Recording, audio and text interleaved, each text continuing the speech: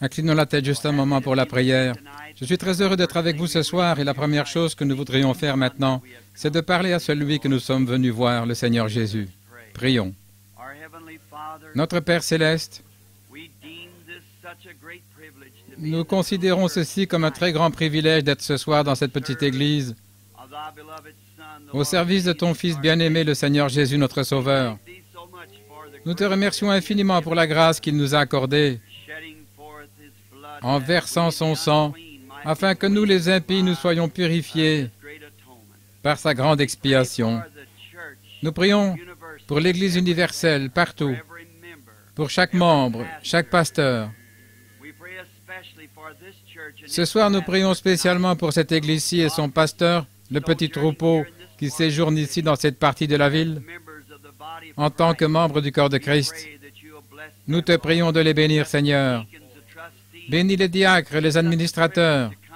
Et c'est un grand privilège ce soir, Seigneur, de venir participer ensemble à la communion que nous avons sur ce terrain commun en Christ.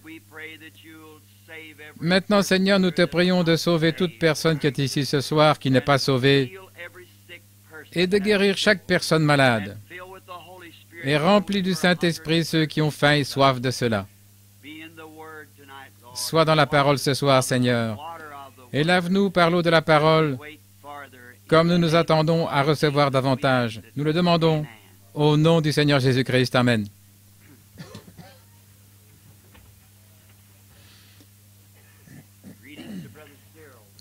Salutations à frère Cyril et au troupeau du Seigneur qui séjourne à cette extrémité de la ville. Nous sommes très heureux d'être ici ce soir pour partager ce moment de communion avec vous, mes chers amis. Et je vois que beaucoup sont debout. Nous croyons que nous ne serons pas très longs, avec un petit message de la part du Seigneur et essentiellement le temps de communier. Et je pense que j'ai rencontré le frère quelque part auparavant et je suis sûr de connaître son visage. Et le nom me semble familier. Et ainsi, nous formons tous une très grande armée des soldats de Dieu, marchant vers la victoire finale à la fin de la route.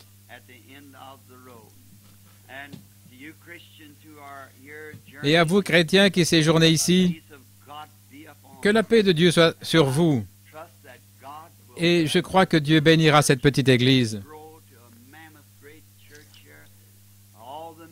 Et puisse-t-elle grandir pour devenir une grande et gigantesque église ici dont tous les membres seront remplis du Saint-Esprit et si obéissant à l'Esprit que le péché ne pourra même pas franchir les portes sans être dénoncé par le Saint-Esprit.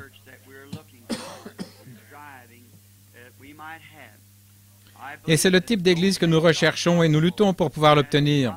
Je crois que ces choses sont possibles. Il est aussi vraisemblable que si nous nous abandonnons simplement à Dieu, écoutons sa parole et croyons en Jésus de tout notre cœur, je crois qu'il y aura une église où ces choses vont se produire. Je sais que les cœurs de tous les ministres ont soif d'entrer dans une église qui est tellement remplie de la présence de Dieu.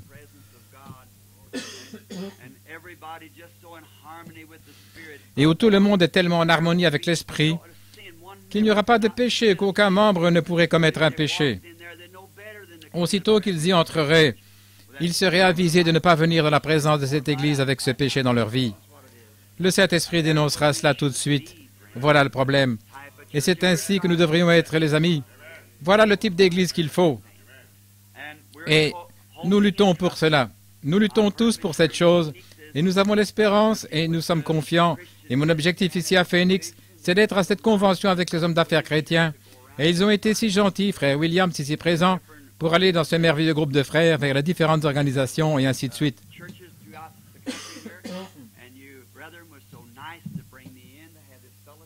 Et les petites églises ici, vous avez été si gentils en me faisant venir pour avoir cette communion avec vous. J'en suis très heureux. En effet, j'aime vraiment communier avec mes frères. Je crois que Jésus a dit que c'est ainsi que tous connaîtront que vous êtes mes disciples. Vous savez, lorsque son amour nous amène à communier l'un avec l'autre. Nous avons donc eu 3 soirées maintenant. Hier soir, nous étions à l'église de Frère Outlaw et nous y avons passé de glorieux moments et à Tempe. Je suis perturbé, je ne sais pas où j'en suis.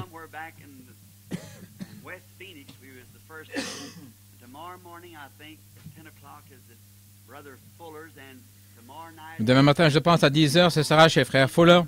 Et puis au Faith Temple sur la route indienne, je crois, ou plutôt la route de l'école indienne ou quelque chose de ce genre. Je suis tout embrouillé. Qu'est-ce que c'est?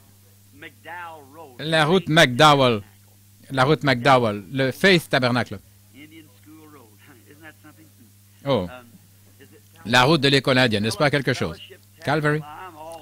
Oh, le Fellowship Tabernacle, je suis tout embrouillé. J'ai entendu Billy me dire, quand nous venions, Fellow Tabernacle.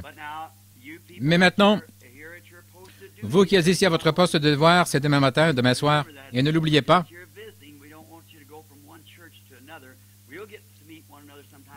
nous sommes simplement en visite ici, nous ne voulons pas que vous alliez d'une église à l'autre. Nous allons devoir nous rencontrer de nouveau à un autre moment la semaine prochaine, voyez-vous, pour communier ensemble. Mais votre poste de devoir, c'est à votre église.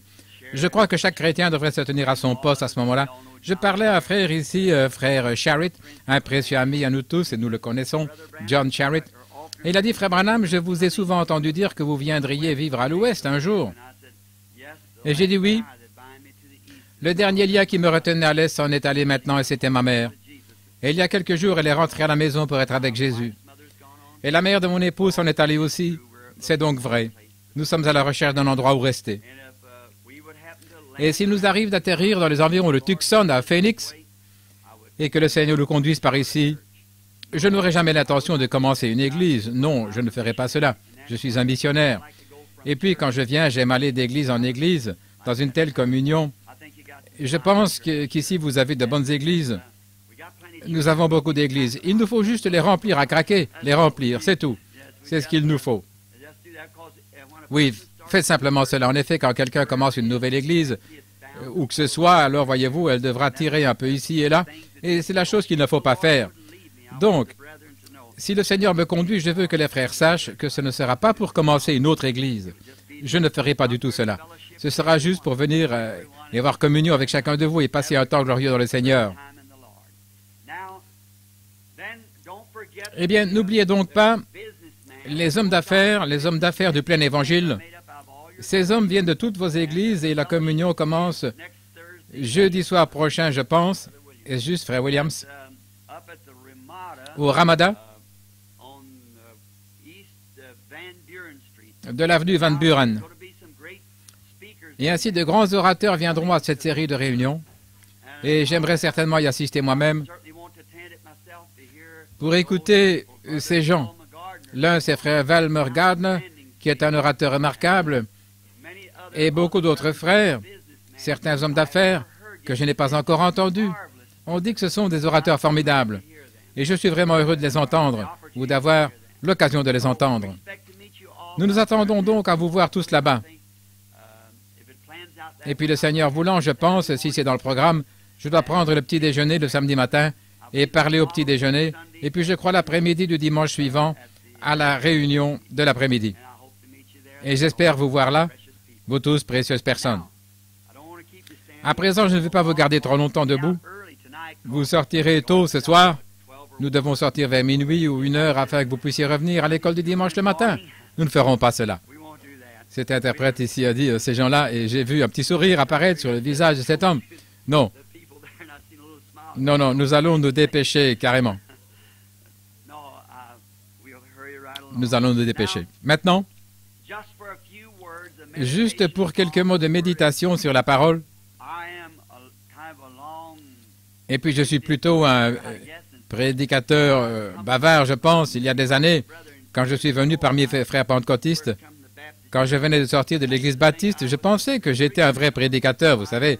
Je portais une Bible sous le bras, et un jour, je suis venu parmi les pentecôtistes, et j'étais allé entendre prêcher le révérend Dougherty.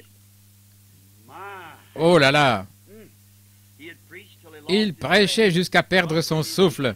Il s'affaissait sur ses genoux, il retenait son souffle. On pouvait l'entendre à environ 2 pâtés de maison, et repartait de nouveau avec sa prédication. Non, je faisais attention donc à ce que je déclarais. Et je devais y aller en quelque sorte lentement. Pour commencer, je suis originaire du Sud, et je suis lent pour commencer, et je suis toujours en retard. Ainsi, supportez-moi quelques minutes, je vais me hâter aussi vite que possible. Mais je crois que le Seigneur nous donnera un petit quelque chose ici autour de sa parole qui nous aidera tous à nous rapprocher davantage de lui. Maintenant, je voudrais prendre un passage de Malachie, le chapitre 3, la première partie du verset 6. « Car je suis l'Éternel, je ne change pas. » Je voudrais prendre un petit sujet, si cela plaît au Seigneur, intitulé « Le Dieu immuable qui agit de façon inattendue. » Le Dieu immuable agissant de façon inattendue. Maintenant, nous vivons dans un temps de changement. Tout change. Tout ce que vous regardez et que vous voyez de vos yeux vient de la terre et c'est matériel et cela change dès le départ. Il y a quelques jours au début, quand je suis arrivé à Phoenix pour la première fois, cela fera 35 ans, c'est septembre prochain, depuis que j'ai effectué ma première visite à Phoenix, et je vivais dans le désert au croisement de la 16e rue et de la route Henshaw. Je me suis rendu là. La maison a été détruite, il y a une station-service, et c'est là que se trouve la ville. Et aussi la route a changé de nom, de la route Henshaw en la route Buckeye. Eh bien, il serait impossible de la trouver si vous me demandiez si là dans les parages. Et ceci s'est passé en 35 ans. Tout est devenu si différent. Et je me souviens du moment où j'allais là où se trouve le grand projet de la vallée de la Salt River. Un jeune homme et moi étions à cheval pourchassant des ânes. Maintenant, il y a un parc là. Phoenix s'est donc étendu d'une montagne à une autre. Il a couvert toute la contrée et ça a vraiment changé. On s'y retrouve difficilement. Quand je suis arrivé ici, je pense que la population était d'environ 35 000 ou 40 000 personnes. Aujourd'hui, elle est d'un demi-million. Cette ville a beaucoup changé. Cela montre que ça change exactement suivant le rythme du changement de temps. Cela change comme le temps. Phoenix change, les autres endroits changent. Puis nous avons aussi que les routes, j'ai remarqué que cela a changé, les routes qu'on empruntait pour venir, elles ne sont plus là. Elles suivent d'autres itinéraires. Si vous essayez de suivre la piste que vous empruntiez autrefois, vous vous perdez. Vous vous retrouvez quelque part dans le désert. Les routes ont donc changé. La ville a changé. Et la politique a changé. Ça change constamment, année après année. La politique change. Et les nations changent. Les nations changent année après année. Elles changent d'attitude. Elles changent de programme. Et je constate que les tableaux changent, la scène au fur et à mesure que la ville. Qu'on abat des arbres, on rase la montagne. Et là, en Floride, descendez, longez la côte. La première fois que vous allez là, il n'y a rien, juste les eaux littorales. Et la prochaine fois, ils ont déjà amené une île quelque part. Là, ils y ont construit de nouvelles grandes maisons. Ils aménagent des îles artificielles en mettant une pompe puissante au fond de la mer pour faire monter l'eau et la vaporiser en l'air. Et puis ils rasent cela avec des bulldozers et tout. Et ils implantent là une ville dessus avec des maisons et ils aménagent des îles. Ils font sauter les sommets des montagnes ici, là où il semble qu'un lapin pourrait à peine aller, et ils bâtissent des maisons là-dessus d'une valeur de 100 000 $. Les endroits changent. Et nous constatons que les gens changent. On en est arrivé au point où aujourd'hui, les gens n'ont plus d'affection comme autrefois. Je ne sais pas si vous constatez ça ici ou pas, mais nous constatons assurément cela au sud et à l'est. Les gens changent année après année. Ils sont trop pressés. Ils doivent se dépêcher pour terminer ceci. Ils descendent la route en faisant du 90 miles à l'heure. Pare-choc contre pare-choc, ils s'arrêtent dans un bistrot pour boire pendant quelques heures avant de rentrer à la maison. C'est un changement. Ils sont pressés, mais où vont-ils? On constate que la plupart des femmes aujourd'hui ont des machines à laver, des repasseuses électriques, elles appuient sur le bouton du lave-vaisselle et tout comme cela. Mais malgré tout, elles ont moins de temps pour la prière que n'en avaient les autres. Vous savez, Susan Wesley avait 17 enfants. Et malgré ces 17 enfants, elle allait puiser l'eau à la fontaine, elle faisait la lessive à la main. Et cependant, elle pouvait trouver 2 ou 3 heures par jour pour prier avec ses enfants. Avec 17 petits gars. Et c'est de là que sont issus John et Charles. C'est là le problème aujourd'hui, la raison pour laquelle nos écoles sont en baisse. Il n'y a pas de ministres qui viennent, les jeunes gens qui sont intéressés. Il nous faut davantage de pères et de mères qui prient. C'est ce qu'il nous faut pour que nos écoles se remplissent. Ce dont nous avons besoin, c'est que les cœurs des jeunes gens brûlent de zèle pour apporter l'Évangile. Mais les choses changent. Nous pourrions aller un peu plus loin, chercher les gens et les amener à l'Église. L'Église change. Nous voyons que nos églises changent. Réellement, nous changeons plus ou moins, je parle maintenant de façon universelle, au point que nous semblons nous intéresser plus au fait d'avoir beaucoup de gens qu'au fait d'amener les gens au salut. On dirait que chacun veut avoir le nombre le plus élevé, ou avoir la plus grande église, ou le plus grand bâtiment, ou fonder la plus grande dénomination, ou quelque chose de ce genre, au lieu de penser aux pauvres âmes perdues. C'est vraiment dommage, mais beaucoup d'entre nous font cela. J'ai écouté le célèbre évangéliste Billy Graham quand il était à Louisville, au Kentucky. J'ai été invité avec le docteur Mordecai Ham, un ami personnel et dont la prédication avait amené Billy au salut. Et j'ai été invité à participer avec eux au petit déjeuner. Et M. Graham, dans sa puissante prédication, il a dit, « Quand je vais dans une ville et je reste là 6 semaines, il a dit, j'aurai peut-être 20 000 personnes qui vont faire leur confession. » Et il a dit, je prends tous leurs billets, ainsi de suite, et les donne au ministre. Et il a dit, puis je reviens une autre année, je fais un tour, et là où j'avais 20 000 convertis, quand j'étais là cette année-là, je n'arrive même pas à en trouver 20 l'année suivante. Qu'est-ce qui se passe? Quel est le problème? Et je serai un tout petit peu d'un avis différent. Ce n'est pas pour avoir un avis contraire à celui de ce grand évangéliste, M. Graham, certainement pas. Mais sa façon d'approcher la chose en disant quel est le problème. Et il a pointé du doigt, il a dit, « Trop de prédicateurs paresseux, a-t-il dit. Vous restez là jour et nuit, les pieds sur le bureau, et vous ne prenez pas ces cartes pour faire le suivi. » Il a dit, quand Paul était ici, il allait dans une ville et faisait un converti. Et quand il revenait l'année suivante, il en avait 30 ou 40 à partir de ce seul converti. À partir de ce dernier, il avait des arrière petits-enfants, vous voyez. Et il a dit, et moi j'en fais 30 000, et quand je reviens, ou 20 000, et quand je reviens, je ne peux pas en trouver 20. Eh bien, c'était peut-être parce que je suis pentecôtiste. Mais je tenais tellement à dire ceci que je pouvais à peine me taire. Mais je me suis dit, quel est ce prédicateur paresseux qui est resté avec les pieds sur le banc quand Paul l'a amené au salut?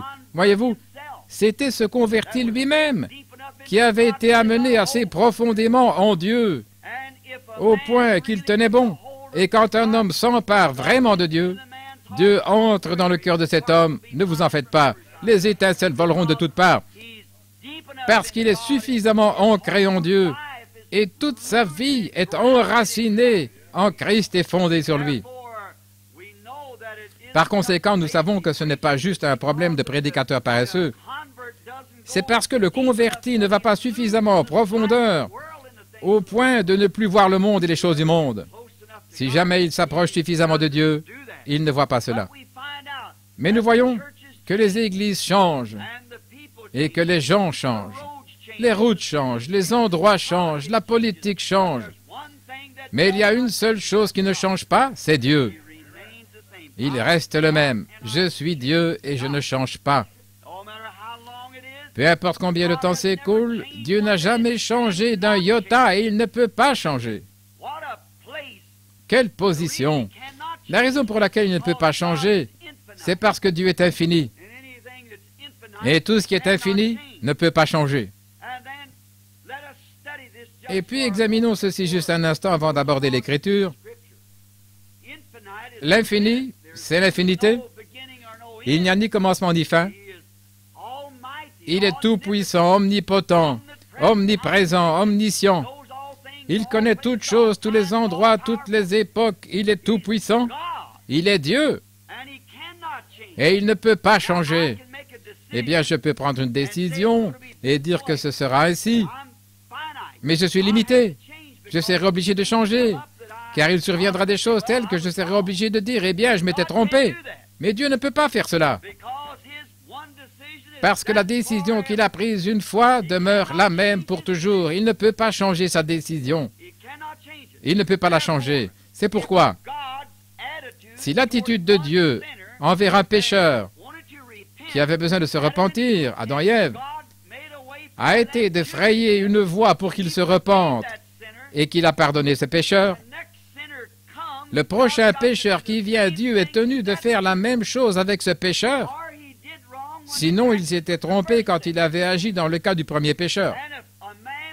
Et si un homme était malade et que Dieu guérisse cet homme, si ensuite un autre homme vient à Dieu, il est tenu de faire la même chose si celui-ci vient sur la même base, sinon il s'était trompé la première fois.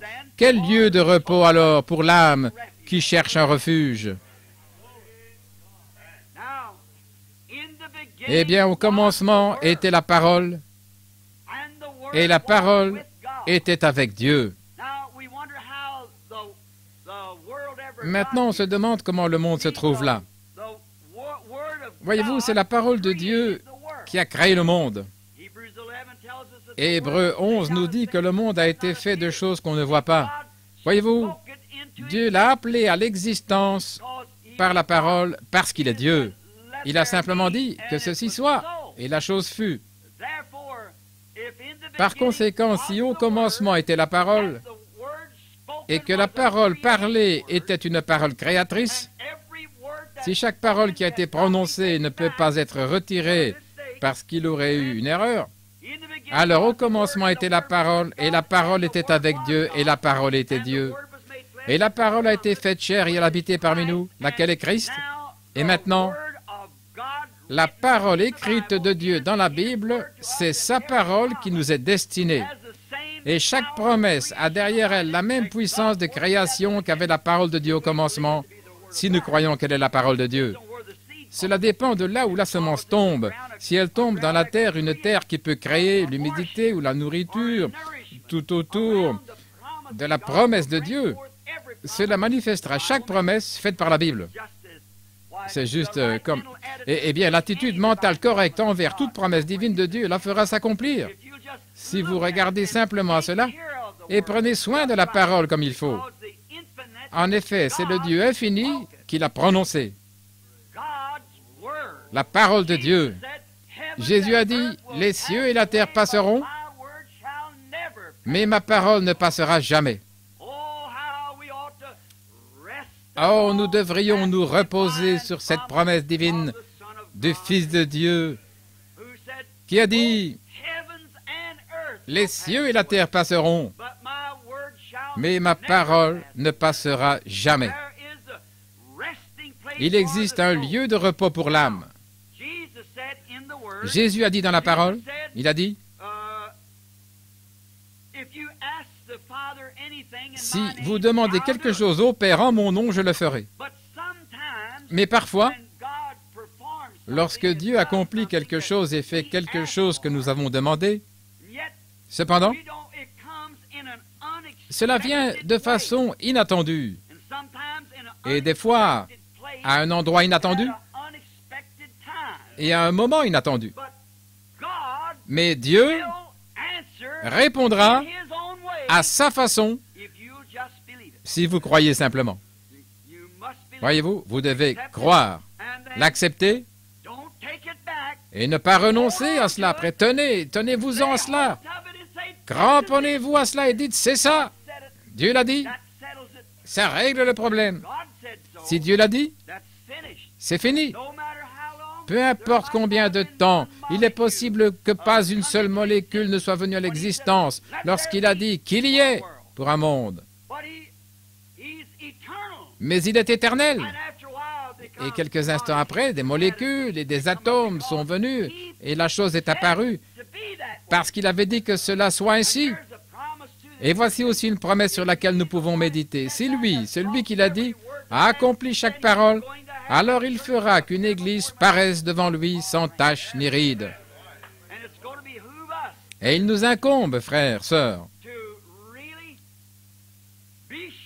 de nous assurer réellement que nous sommes en ordre avec Dieu. Et alors, en effet, il y aura une église Et nous voulons faire partie de cette Église. Peu importe que celle-ci soit ici sur terre, nous cherchons une cité dont Dieu est l'architecte et le constructeur. Et nous ne pouvons pas nous permettre de manquer cela. Quoi que vous fassiez, n'oubliez pas cela. Peu importe ce que fait le voisin, ce que l'autre gars fait, ce que votre camarade de classe fait, ou ce que votre mari ou votre femme ou quelqu'un d'autre fait, c'est une affaire personnelle entre vous et Dieu. Vous devez rechercher ce salut. Il se peut que votre père ait été un grand homme, que votre mère ait été un grand personnage, mais qu'en est-il de vous? Vous voyez, il s'agit de vous. Vous devez l'avoir vous-même. Très bien. Quand Jésus a dit « Tout ce que vous demanderez au Père en mon nom, je le ferai. » Donc c'est direct, sans détour. Je le ferai. Et il était, eh bien c'est sous condition, si vous croyez quand vous demandez. Maintenant, dans Marc 11, 22, nous voyons que Jésus a dit, « Si tu dis à cette montagne, ôte-toi de là et jette-toi dans la mer, et si tu ne doutes point, mais crois que ce que tu as dit arrivera, tu le verras s'accomplir. » Vous pourrez avoir ce que vous avez dit. Maintenant, la chose, vous ne pouvez pas vous présenter là et dire « Montagne, abaisse-toi ». Non, vous devez avoir un motif et un objectif pour cela. Voyez, vous devez d'abord voir si c'est la volonté de Dieu. Et ensuite, votre motif et votre objectif doivent être conformes à la volonté de Dieu. Et alors, parlez à la montagne et tenez-vous là. Elle s'abaissera. Oui, vous voyez, si vous remplissez les conditions. Mais vous devez remplir les conditions. Maintenant, vous devez vous rappeler aussi que lorsque Dieu répond, c'est quelquefois de façon inattendue. Il est immuable, il ne change pas, mais il fait les choses de façon inattendue. Maintenant, évoquons un cas ou deux avant de continuer. Pensons à Moïse. J'aime étudier Moïse. Il était un homme très vaillant. C'est lui qui nous a donné l'Ancien Testament par la puissance de Dieu. Et bien des fois, les sceptiques disent, eh bien, Moïse a écrit cela, comment saurons-nous que c'est juste? Eh bien, on peut remonter dans l'histoire et prouver que c'est juste. Et s'il a été capable de dire ce qui a été, et ce qui sera, et ce qui devait arriver après lui, et que c'est arrivé, alors je crois que cela était juste aussi. Vous voyez, c'est juste comme nous pouvons rester ici, dans l'Église, et que le Saint-Esprit remonte dans votre vie et vous dise ce qui s'est passé, et vous savez si c'est la vérité ou pas. Eh bien, si vous le savez, et vous savez que c'est la vérité, alors vous pouvez certainement croire que ce qu'il vous dit devoir arriver arrivera, parce que cela rend témoignage de cela, voyez-vous.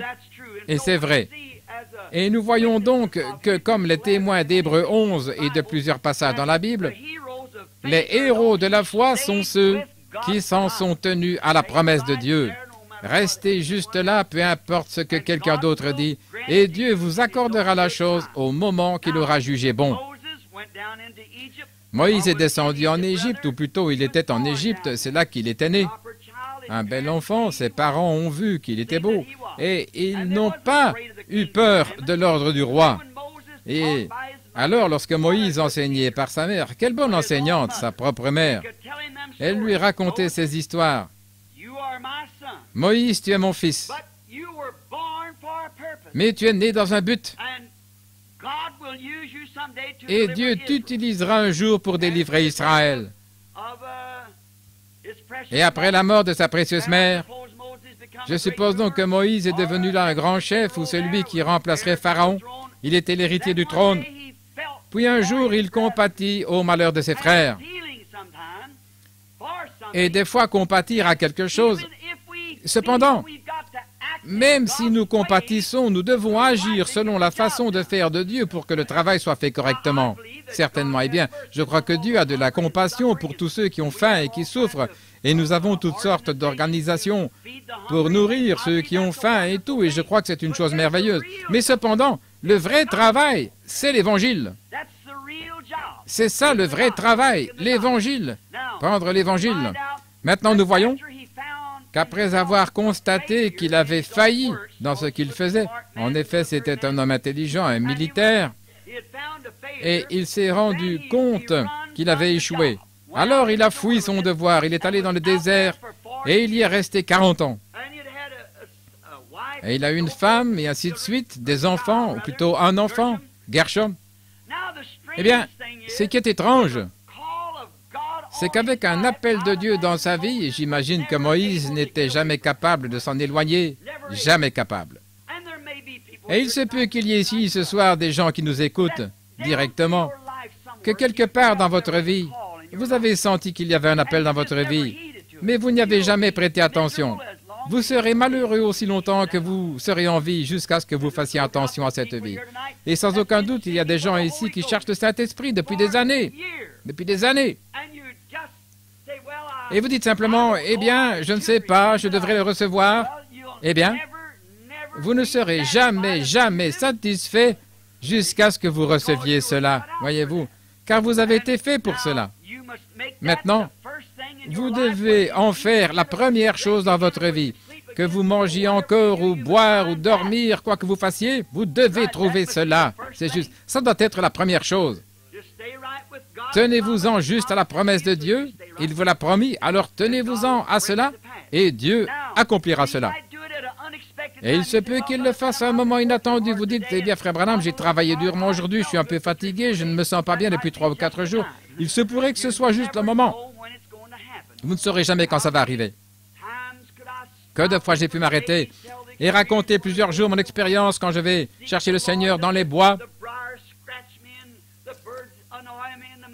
Comment les épines m'égratignent, les oiseaux m'embêtent et les moustiques qui me piquent, c'est juste à ce moment-là que Dieu s'apprête à faire quelque chose. C'est juste quand quelque chose semble tout à fait inattendu que Dieu vient alors sur la scène, quelque chose s'ancre. Maintenant, considérez Moïse. Moïse, ce berger très âgé. À l'époque, il avait déjà 80 ans. Il avait 40 ans. Avant de prendre position pour Dieu. Et à ce moment-là, il faisait paître les brebis. Je pense qu'il avait fait 40 ans dans le désert. Et il commençait à se faire vieux. Peut-être avec une moustache grise et une longue chevelure grise flottante. Et il était là, pas dans une église, il était sur le mont Horeb. Et Dieu n'est jamais descendu dans un sermon, mais dans un buisson ardent. Voyez-vous, à un moment inattendu, dans un endroit inattendu, et de façon inattendue. Eh bien, avec son bâton à la main ou une épée, je ne sais quoi, pour tuer l'Égyptien, il pensait que Dieu le rencontrerait là. Mais Dieu ne l'a même pas rencontré dans une église, c'était au pied de la montagne. Dieu ne l'a pas rencontré dans les cantiques, mais dans un buisson ardent. Et ce n'est pas lorsqu'il était un jeune homme, mais c'est lorsqu'il était un vieil homme. Dieu l'a appelé après qu'il ait eu 80 ans. Pensez-y. Parfois, nous pensons, parce que nous avons 35 ou 40 ans, quoi que nous ayons, vous n'êtes jamais trop âgé. Vous avez une âme qui doit vivre éternellement. Rappelez-vous donc, c'est toujours ainsi. Dieu, le Dieu immuable, à un moment inattendu, de façon inattendue, dans un endroit inattendu. Prenons Jacob. Jacob fouillait. Il s'est retrouvé pris entre deux feux. Eh bien, il rentrait chez lui.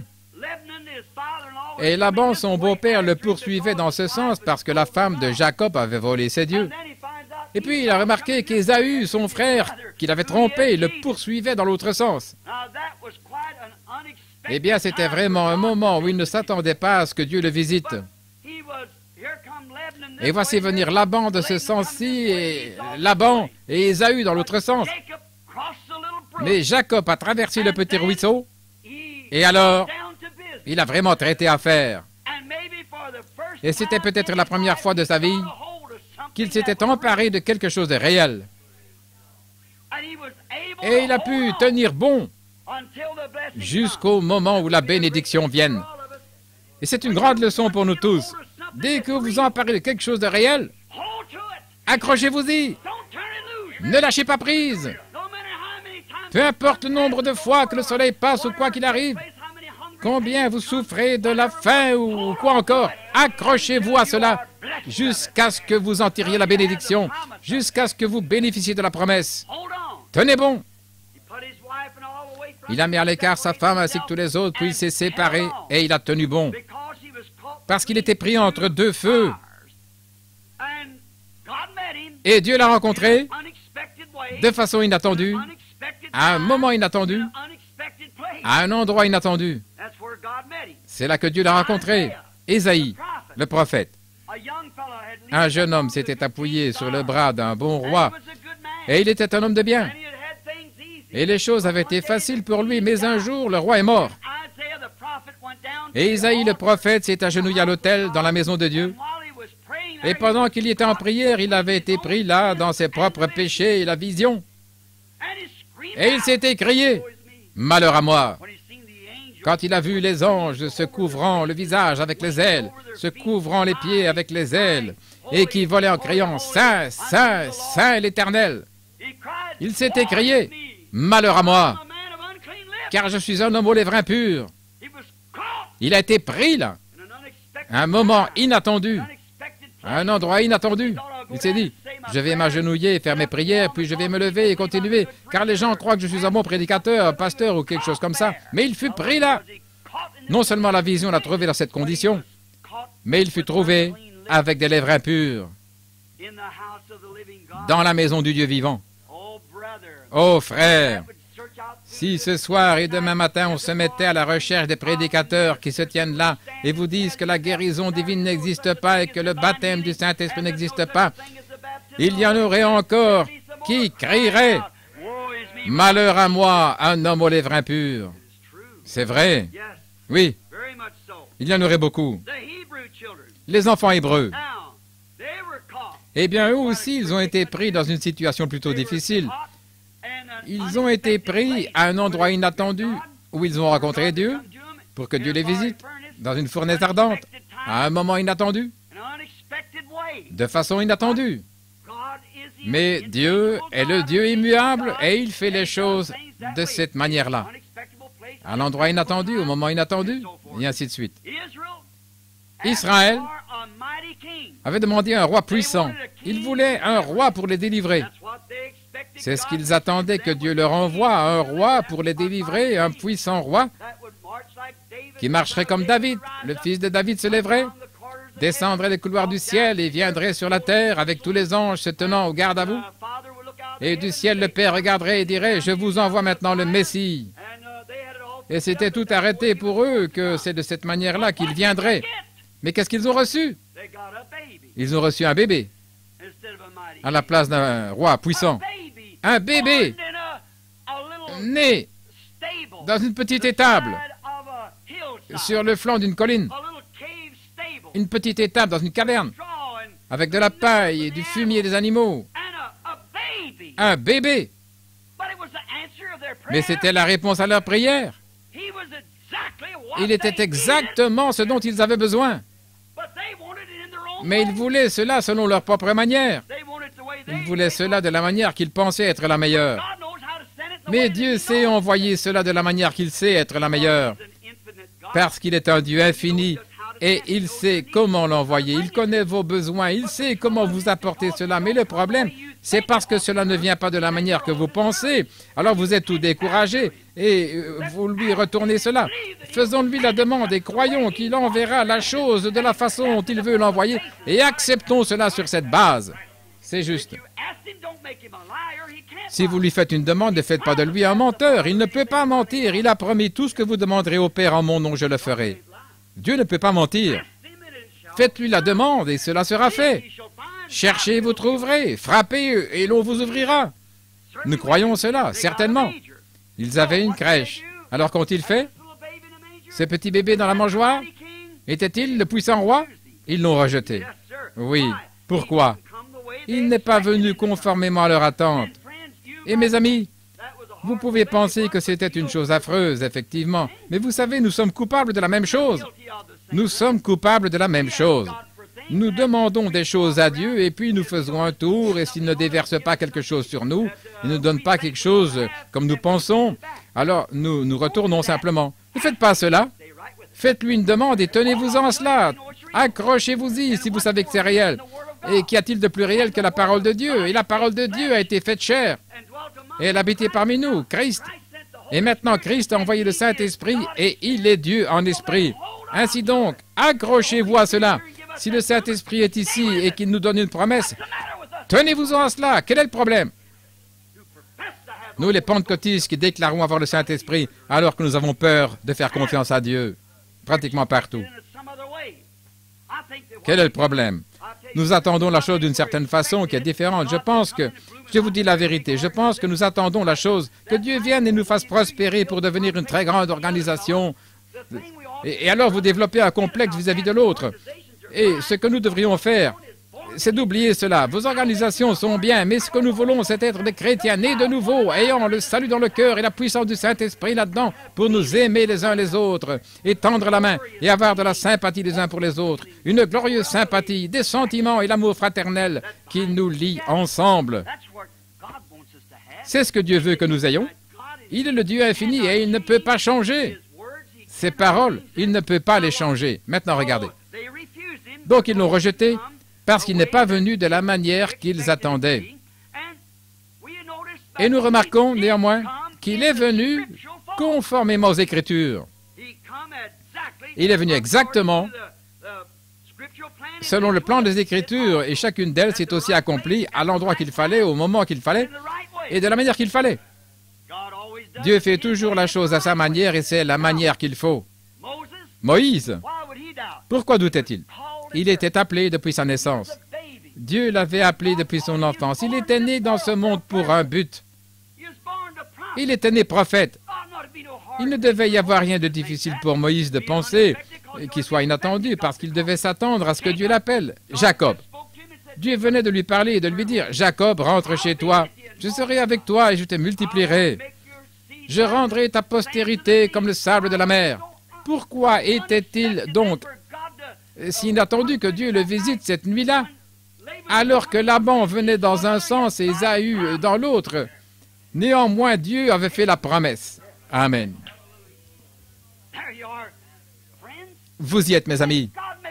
Quand Dieu fait une promesse et qu'il y a de l'opposition, ce n'est qu'un test pour voir si vous avez vraiment reçu la parole ou pas. L'homme qui est en possession du vrai or, ça ne le dérange pas d'aller faire le test, voyez-vous. Pierre a dit, je crois que c'était ça, que ces épreuves sont venues pour nous tester, nous éprouver, pour voir ce que nous ferons de cela. C'est juste.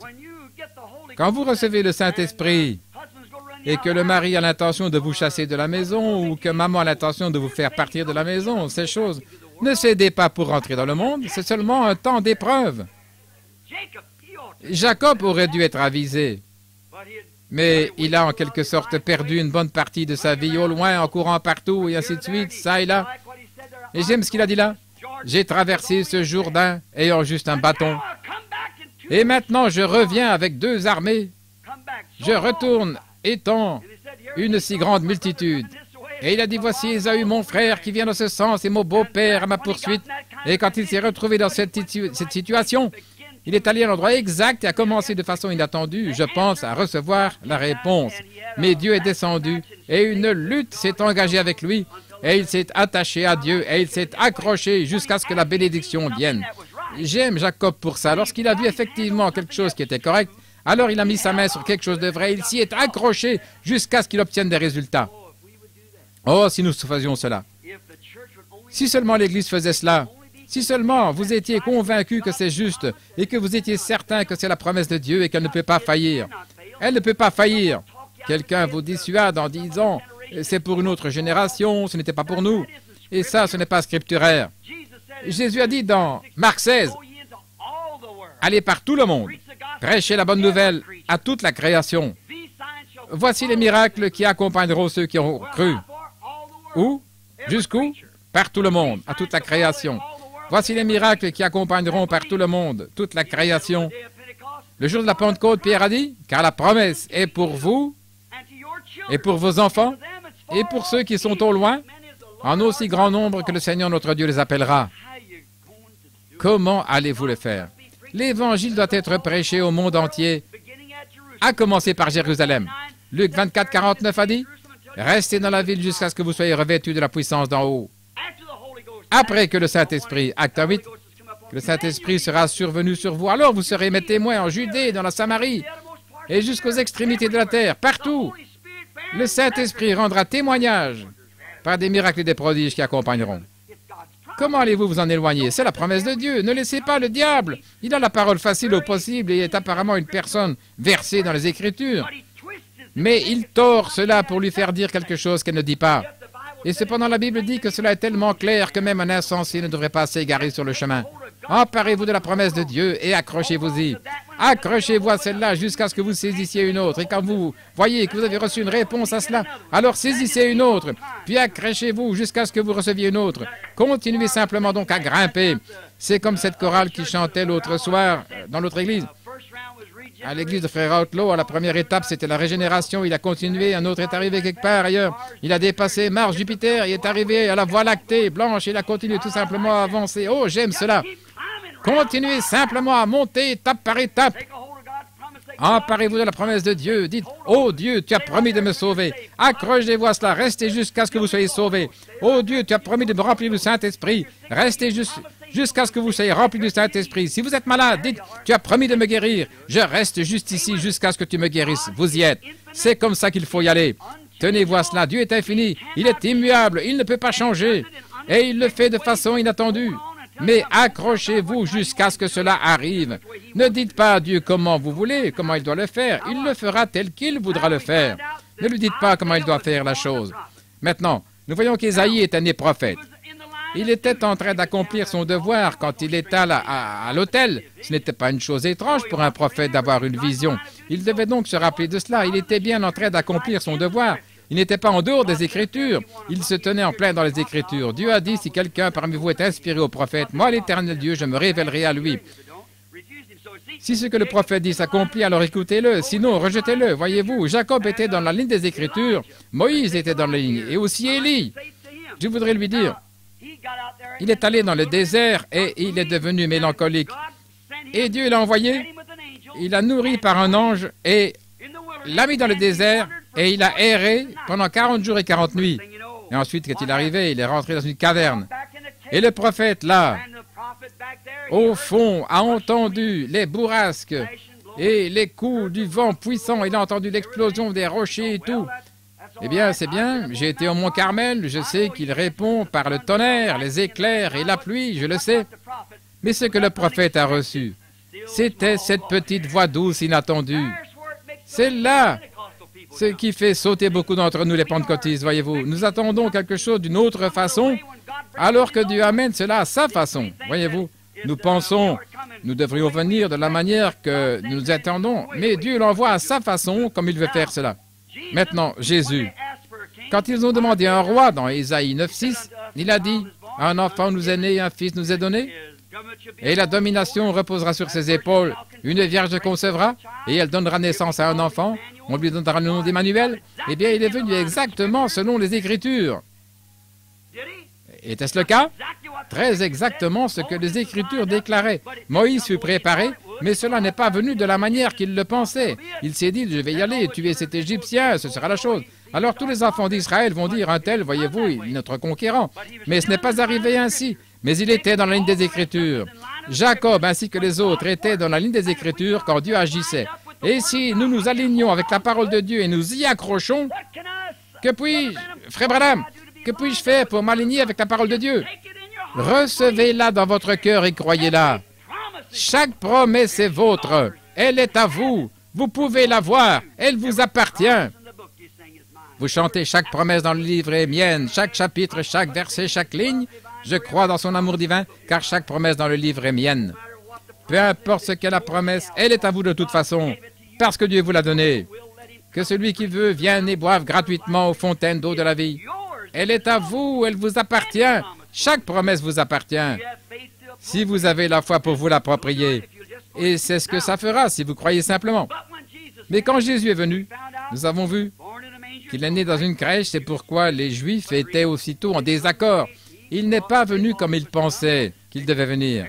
Alors ils l'ont simplement excommunié de leur confrérie. Il n'en faisait plus partie. Mais voyez ce qu'il a fait. Cela ne l'a pas arrêté.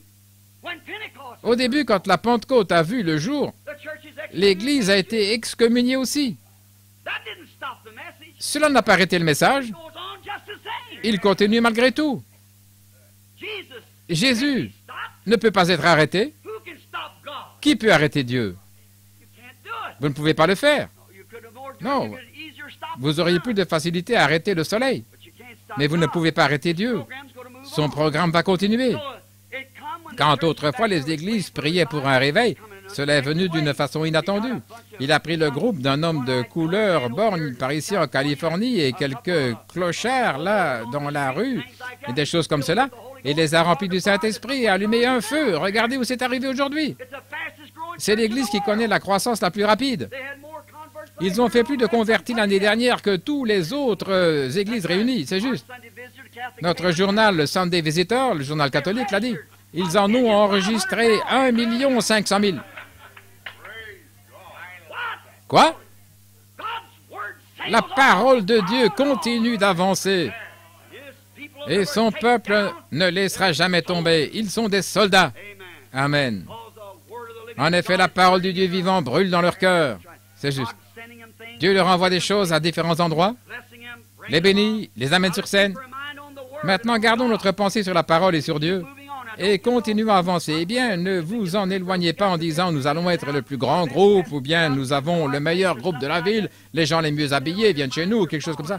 Non, non, si vous mettez ça en tête, vous êtes tombé à l'instant même, voyez-vous. Oui, oui.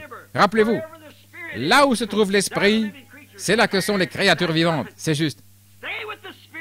Restez avec l'Esprit de Dieu. Quoi que vous fassiez, restez avec cet Esprit. Jésus devenu grand, Jésus a prouvé qu'il était ce Messie pour lequel ils avaient prié. Il leur a montré son signe messianique. Il a prouvé par les signes qu'il accomplissait qu'il était le Messie. Regardez la femme au puits, quand il lui a dit ses péchés, qu'elle avait eu 5 maris. Eh bien, a-t-elle dit, « Seigneur, nous savons que quand le Messie viendra, il nous annoncera toutes choses. » Mais elle ne savait pas qui il était. Il a dit, « Je le suis. » Considérez Nathanaël, quand il est revenu avec Philippe, et qu'il est entré dans la présence de Jésus, et Jésus lui a dit qui il était, d'où il venait, et ce qu'il faisait. Oh là là!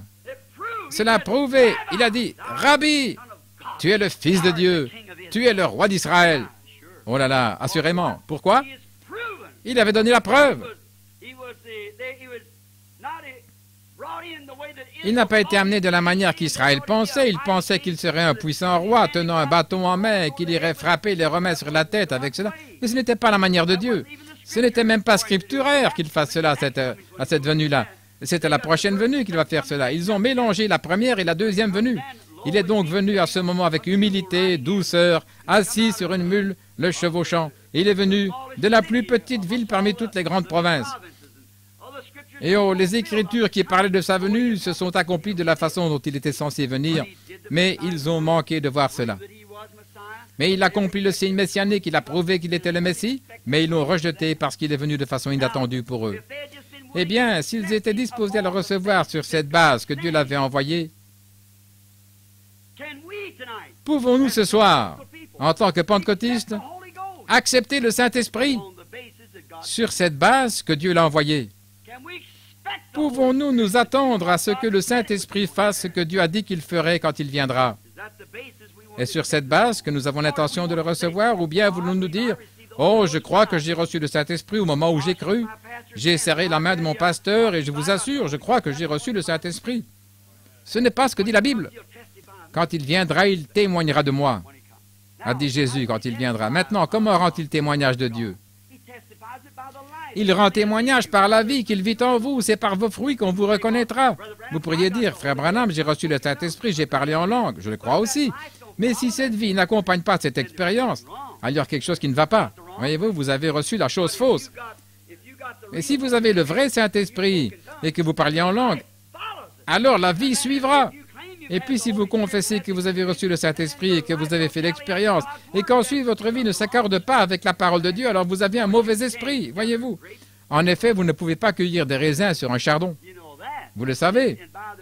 C'est à leurs fruits qu'on les reconnaîtra. Et Jésus, lors de sa venue, en déclarant qu'il était le Messie, il a accompli les œuvres du Messie. Amen. Il a dit, si je ne fais pas les œuvres de mon Père, alors ne me croyez pas. Mais si je fais les œuvres de mon Père, alors croyez les œuvres. Quelle déclaration! C'est la même chose aujourd'hui. Puisqu'il a promis dans Hébreux 13:8, Jésus-Christ est le même hier, aujourd'hui et pour toujours. Les dénominations, les grandes organisations du monde, qu'espèrent-elles lorsqu'elles voient un réveil éclater dans la ville? À quoi s'attendent les dénominations? À un grand discours intellectuel? Il doit venir avec une grande instruction, un discours châtié et être capable par sa personnalité d'obtenir la coopération partout. Et tout comme cela, et un très grand programme. Que faites-vous? Vous obtenez à l'autel une bande de Jézabel au visage fardé qu'on ne lave jamais, une bande de fumeurs de cigarettes qui prétendent être des chrétiens et qui ne redressent jamais leur vie, toujours aussi tortueuse qu'un tas de serpents, et vous me dites que c'est ça le Saint-Esprit? Non, monsieur, le Saint-Esprit, c'est la sainteté et la puissance de résurrection de Jésus-Christ. La Bible dit que Jésus-Christ est le même hier, aujourd'hui, éternellement. Amen. C'est vrai, mon frère. C'est offensant, mais qu'est-ce que c'est? Faites monter un homme là, peut-être qu'il bégaye un peu et qu'il bafouille un peu dans son langage et qu'il écrive mal les mots, ou plutôt qu'il les prononce mal. Et alors les gens disent, « Oh, ce gars ne vaut rien. » Que dirait-on de Dwight Moody, l'un des plus grands hommes que vous avez depuis Charles Finney? C'est juste. Que dirait-on de Moody? Ce pauvre petit cordonnier savait à peine lire son nom. Un jour, là, il prêchait au Cockney à Londres, en Angleterre, et il a essayé de lire la Bible et il a mal prononcé la chose. Je pense qu'il a appelé les Philistines ou quelque chose comme ça. Il a transformé ça. Et il est revenu au milieu du verset, il a encore essayé, il pensait qu'il aurait le temps. Et il a encore trébuché là-dessus. Il est revenu, il a relu toute la chose, il a encore trébuché. Il a fermé la Bible. Il savait que ces Cockneys de Londres étaient assis là. Pour eux, il fallait quelqu'un d'intellectuel. Il a fermé la Bible et il a dit, « Seigneur Dieu, je parlerai dans la langue avec laquelle tu m'as envoyé. » Frère, il a taillé en pièces cet endroit. Les larmes ont coulé sur leurs joues. Un journal est venu enquêter pour savoir pourquoi il attirait tant de monde. Et le journal est venu et a écrit un article disant, « Pourquoi tout le monde vient-il voir Dwight Moody? » Il a dit, pour commencer, il n'est pas beau à voir. Et ensuite, il nazie, il parle du nez, il n'a pas une bonne expression. Et il a dit, sa grammaire est la plus pauvre qui soit. Et il a dit, il a un aspect affreux, il est gros, rond, avec une moustache qui couvre tout son visage. Oh, ils l'ont traité pratiquement de tout. Son manager est venu et a dit, Monsieur Moody, voici ce que dit le journal. Il a lu ce qui était écrit et il a dit, pourquoi tout le monde vient-il voir Moody? Et Monsieur Moody a juste lu une phrase, il a dit, certainement pas. Ils viennent pour voir le Seigneur, c'est tout. Ils ne venaient pas. Si vous venez pour voir Dwight Moody, c'est différent. Il doit être quelque chose à regarder, frère. Si vous venez pour entendre un discours intellectuel, c'est ce que vous cherchez. C'est à cela que vous attendez. Mais si vous venez pour voir la puissance et la démonstration du Saint-Esprit, il faudra que la puissance de Dieu vienne du ciel pour faire cela. C'est juste. Cela dépend de ce que vous cherchez, de ce à quoi vous vous attendez. Lorsque je viens à l'église, je m'attends au salut. Je m'attends à voir des gens saints. Je m'attends à un groupe de gens purifiés d'une vie de péché. C'est ce à quoi on s'attend. En effet, c'est ce que Dieu exige. Mais voyez-vous comment nous laissons tomber les barrières. Le vieux frère Spurgeon, un vieil ami prédicateur méthodiste, avait l'habitude de prêcher. Il disait, nous avons laissé tomber les barrières, nous laissons tomber les barrières, nous avons fait des compromis avec le péché, nous avons laissé tomber les barrières, les brebis sont sorties. Mais comment les boucs sont-ils entrés? Laissez tomber les barrières, c'est bien. Restez avec la parole. Dieu est infaillible. Dieu est un Dieu infini qui ne peut pas changer. Il n'a pas changé. Le Dieu est immuable, le même qui est descendu le jour de la Pentecôte et qui a rempli toute la maison d'un vent impétueux et des langues de feu se sont posées sur eux et ils ont tous été remplis du Saint-Esprit. C'est le même Dieu que nous voulons voir aujourd'hui. Cela dépend de ce que vous cherchez, le Dieu infini. Je suis Dieu et je ne change point. Il ne change pas, il ne peut pas changer.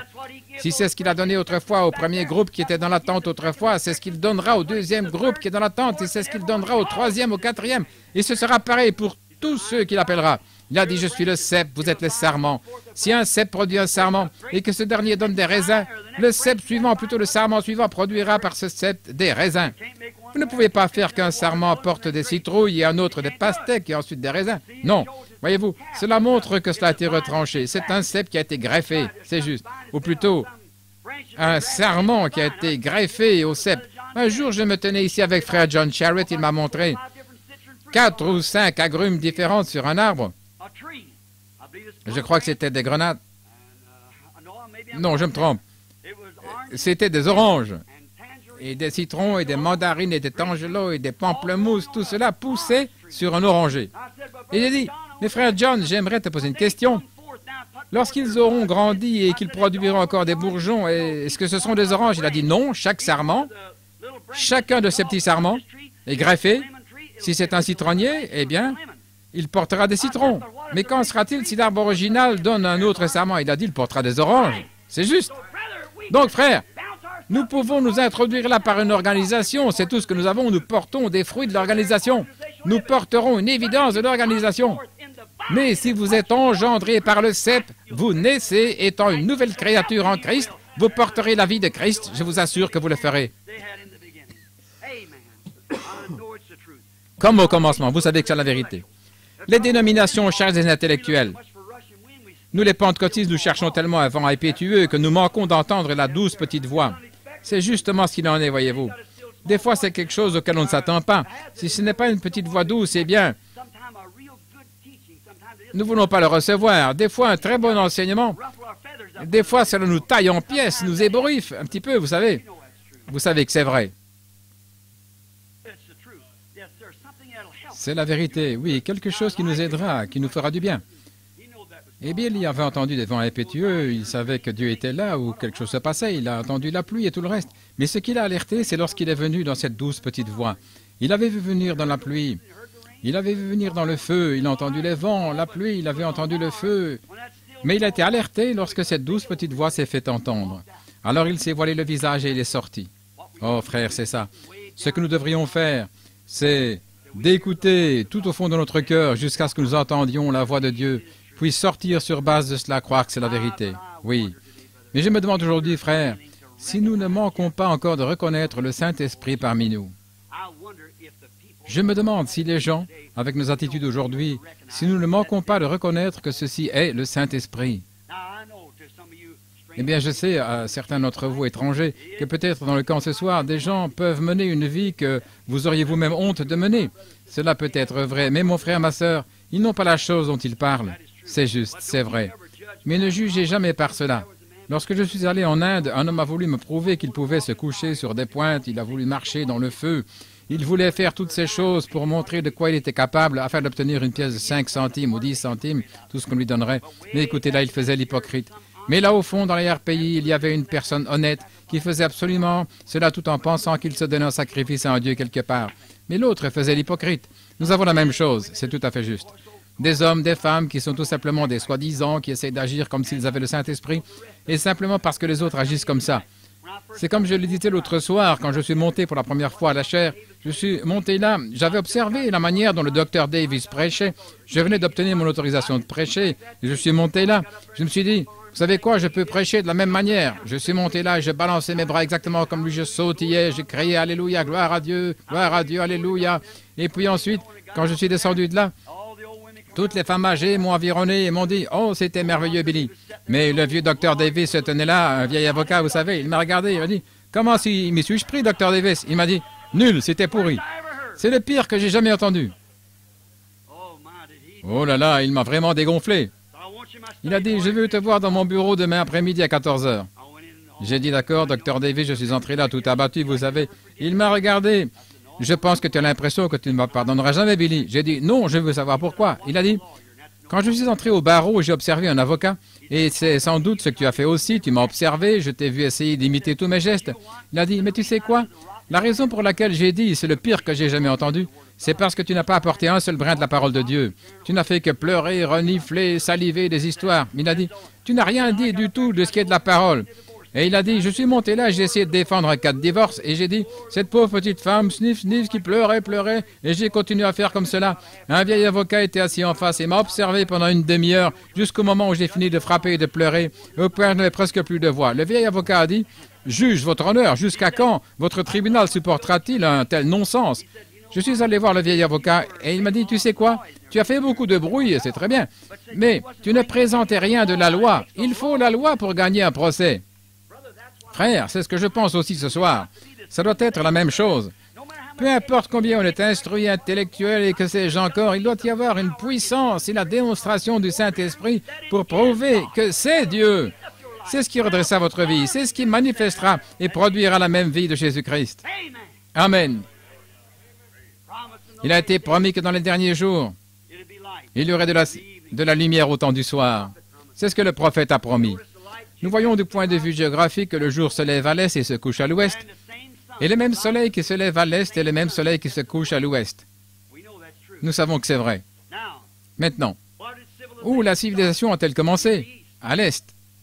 C'est juste. Elle a voyagé dans le même sens que le soleil et maintenant elle est à la côte ouest.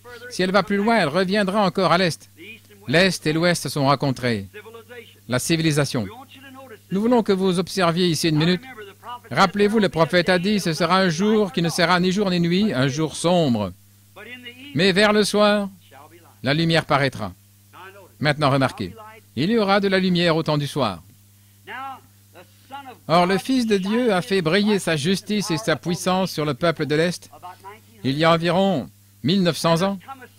Et il y a eu un espace de temps où nous avons eu des enseignements intellectuels, nous avons eu un temps glorieux, nous avons formé des organisations, nous avons fait de grandes œuvres, ce qui est bien. C'est juste un jour sombre. Je ne pense pas que vous en ayez ici à Phoenix, mais nous en avons à l'est un jour plutôt nuageux, assez de lumière pour se déplacer, mais le soleil ne brille pas. Quelque part, il brille parce que il n'y aurait pas de lumière s'il ne brillait pas, mais ce n'est pas exactement la bonne lumière du soleil. En revanche, au temps du soir, les nuages se retirent et le même soleil qui a brillé à l'est brille à l'ouest. Alors le même Jésus, le même Saint-Esprit qui est tombé autrefois sur les gens de l'Est, est descendu pendant le jour de l'organisation. Il est tombé ici dans les derniers jours pour faire briller la lumière sur l'horizon de l'Ouest. C'est le même Jésus, la même chose. Le même qui aime. Il est ici ce soir sous la forme du Saint-Esprit. Il est le Dieu immuable. Il ne peut pas être changé. Non. Il vient d'une façon inattendue. Il accomplit des prodiges de diverses façons, plutôt de façon mystérieuse, pour accomplir ces prodiges. Mais rappelez-vous, Jésus a dit, ce qui arriva du temps de Sodome arrivera de même au jour du Fils de l'homme. Personne ne peut douter de cela, qu'il a dit, ce qui arriva à Sodome. Eh bien, à Sodome, c'était juste avant que le feu tombe et consume Sodome et Gomorrhe. Et maintenant, nous sommes juste avant que cette heure de minuit sonne pour la seconde venue de Christ et pour la destruction du monde par le feu. Qu'est-il arrivé? Il y avait 3 catégories de gens en ce temps-là, et il y a 3 catégories de gens aujourd'hui. Premièrement, il y avait les sodomites, le monde. Il y avait Lot et sa famille, l'Église, le genre intellectuel et formaliste. Et il y avait Abraham et son groupe. Abraham et son groupe étaient assis là, l'Église élue appelée à sortir. Rappelez-vous. Eh bien, il y avait 3 groupes, les sodomites, les pécheurs, les méchants, le monde, comme aujourd'hui. Il y avait le membre d'église, tiède, froid, Lot et son groupe. Il y avait Abraham, les appelés à sortir de là, et il s'est établi dans le désert ici, acceptant des choses difficiles, c'est juste. Et le Seigneur est descendu sous la forme d'un homme, celui qui parlait parmi ces 3 anges qui se tenaient là. Eh bien, quelqu'un m'a posé la question disant, « Frère Branham, vous ne croyez pas que c'était Dieu ?» J'ai dit, « C'était Dieu. » Parce que, écoutez, Abraham l'a appelé Seigneur avec S majuscule. C'est Elohim, c'est-à-dire Dieu. Il a dit, « Eh bien, comment ça pouvait être lui ?» Il a dit, « Dieu en train de manger. » J'ai dit, « Assurément. » J'ai dit, « Dieu a simplement tendu la main et a pris une poignée de lumière cosmique, et que sais-je encore qu'il devait mettre ensemble, et du pétrole et de la lumière cosmique, et du calcium et de la potasse, et il a fait « Entre là, Gabriel. Entre là, Michael. » Et puis il est entré lui-même. Il est Dieu. Vous manquez de voir qui il est. Il est le Dieu immuable. Je suis heureux ce soir d'avoir cette foi en lui, qu'un jour, quand ma vie, mon corps, avec ces 16 éléments, retournera à la poussière de la terre, il dira cependant, « William Branham !» et je sortirai. Il soufflera là-dedans le souffle de vie, et il dira, « Voilà !» Il contournera la naissance de ma mère, et ainsi de suite, comme Jésus lors de son premier miracle. Il a changé l'eau en vin. En fin de compte, ce serait devenu du vin, mais il a contourné toute la procédure, et il a dit que l'eau se change en vin. À la résurrection, il ne dira pas, Monsieur et Madame Branham, remariez-vous et engendrez William. Il parlera et je paraîtrai. Amen, c'est lui, il est Dieu. Il l'a fait assurément. Il s'est avancé là devant Abraham. Eh bien, observez ce qu'il a fait. Rappelez-vous, il descendait, 2 parmi ses anges sont descendus prêcher à Sodome. Est-ce juste? Ils ont tenu une réunion là, mais ils n'ont pas accompli beaucoup de miracles. Mais qu'ont-ils fait? Ils ont frappé ces sodomites d'aveuglement. Et maintenant, nous avons ces mêmes anges qui prêchent à l'Église formaliste aujourd'hui, un Billy Graham et les autres. Et qu'est-ce qui aveugle le monde? C'est la parole. Et la prédication de la parole. Cela aveugle les incrédules. Mais observez cette Église élue, appelée à sortir, cet ange qui a parlé là à Abraham. Et maintenant, rappelez-vous, jusqu'à quelques jours avant, son nom était Abraham, et le nom de sa femme était Sarai, S-A-2-R-A. Mais Dieu avait rencontré Abraham sous la forme de l'Esprit, et il avait changé son nom d'Abraham en Abraham, de Sarai en Sarah. Et maintenant, observez cet ange, avec de la poussière sur ses vêtements, et il a dit, Abraham, où est Sarah, ta femme? Je me demande, Abraham doit avoir dit, j'ai été bien conduit, j'ai senti vraiment quelque chose. Cet homme était différent. Il a dit, elle est dans la tente là, derrière toi. Comment savait-il qu'il avait une femme? Comment savait-il que son nom avait été changé? Comment savait-il? Dans ces conditions, il a dit, je te visiterai à cette même époque au temps de la vie. Comment savait-il qu'Abraham était marié? Où est Sarah, ta femme? Il a dit, regardez, pronom personnel, je te visiterai au temps de la vie. Vous voyez qui c'était? Vous voyez qui c'était? Et il a dit, Sarah, dans la tente, a dit, comment pourrais-je? Elle a ri.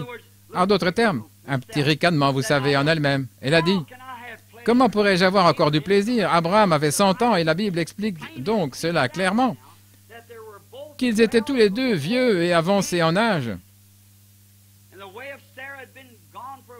et que Sarah n'avait plus ses règles depuis longtemps. Le corps d'Abraham était déjà usé et Sarah n'était plus en état d'avoir des enfants. Je te visiterai selon la vie à cette même époque et tu auras cet enfant. Maintenant, remarquez, avant de terminer. Et Sarah a ri, disant, comment cela pourrait-il se faire, moi qui suis vieille, avoir encore du plaisir, et mon Seigneur aussi. Maintenant, remarquez là que c'est un petit S minuscule, Seigneur Abraham, qui est aussi vieux. Et l'ange a dit, pourquoi Sarah a-t-elle ri? Oh là là. Maintenant, rappelez-vous, Jésus a dit, ce qui arriva du temps de Noé et du temps de Sodome arrivera de même à la venue du Fils de l'homme. Qu'est-ce que c'est?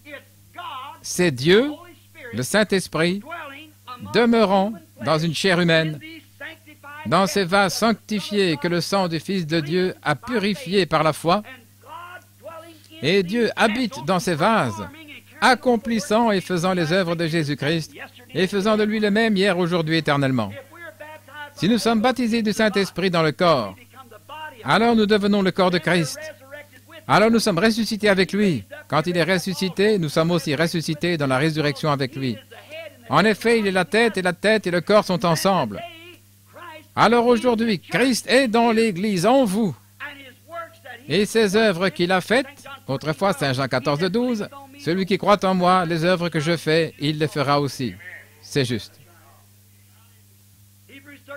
Hébreux 13:8, Jésus-Christ est le même hier, aujourd'hui, éternellement. Voyez-vous là? Les gens ne s'attendent pas à ce que cela soit ainsi. Ils nous prennent pour une bande d'illettrés, des gens qui ne savent même pas de quoi ils parlent. Ils croient que c'est une bande d'idiots. Mais il se peut que nous le soyons, dans le sens dont ils parlent. Mais nous avons accepté le Saint-Esprit tel que Dieu l'a déversé, et nous avons les mêmes résultats que les autres ont eu autrefois, et cela montre donc que c'est la même chose. Il est le Dieu immuable. Nous avons les mêmes résultats. Amen. Ma propre mère, en mourant, elle a dit, « Billy, je l'avais baptisé il y a plusieurs années. Elle a dit, tu as été plutôt un guide spirituel pour moi, Billy. » Et j'ai dit, « Maman, vous savez que notre famille est catholique. Au début, quand j'ai su que Dieu est Dieu depuis mon enfance, j'ai su cela toute ma vie.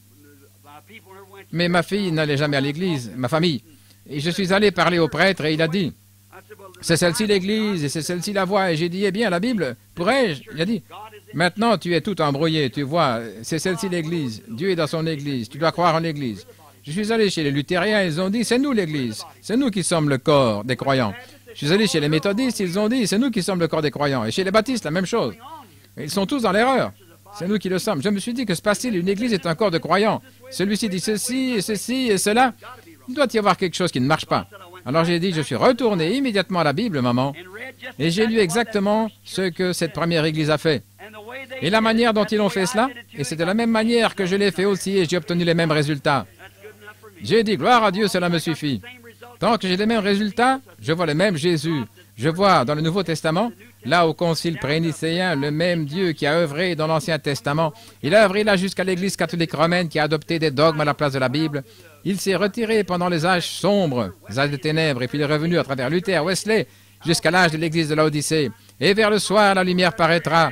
Dieu fera sortir une Église aussi sûre que je me tiens ici, et de voir le même Saint-Esprit, par les mêmes promesses, accomplir les mêmes œuvres, la même chose. Béni soit le nom du Seigneur. Le Dieu immuable vous donnera le même Saint-Esprit qu'il avait donné là aux autres, sans rien changer. Il fera les mêmes œuvres qu'il a faites quand il était ici sur terre, pour tout homme ou toute femme qui croira cela et le recevra. Si vous avez le Saint-Esprit, emparez-vous de cela comme Jacob et accrochez-vous-y jusqu'à ce que des résultats positifs viennent. Amen. Croyez ça, mes amis. Et à un moment inattendu, et peut-être à un endroit inattendu. Mais s'il le fait à un endroit inattendu, à combien plus forte raison le fera-t-il ce soir dans un lieu où c'est attendu, où nous nous attendons à voir la chose arriver? Inclinons la tête juste un instant.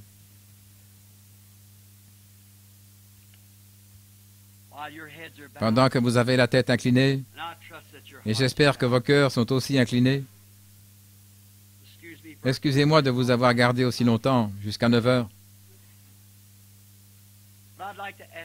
Mais j'aimerais vous poser cette question. Vous savez, il se peut que nous nous rencontrions plus jamais. Il se peut que le jour ne se lève jamais le matin pour certains d'entre nous.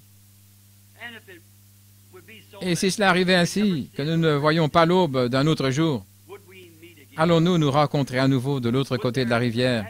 Avez-vous la paix dans votre cœur et l'assurance, une assurance scripturaire, comme ces gens dont j'ai parlé ce soir, que lorsque vous avez rencontré Dieu, vous avez une expérience scripturaire, que Dieu a complètement changé votre vie, et que maintenant vous n'êtes plus juste la même personne, juste remodelée, raffinée, mais vous êtes une nouvelle créature, une nouvelle création en Christ. Si vous ne l'êtes pas, nous n'avons pas de place à l'autel, mais j'aimerais faire appel à votre sincérité.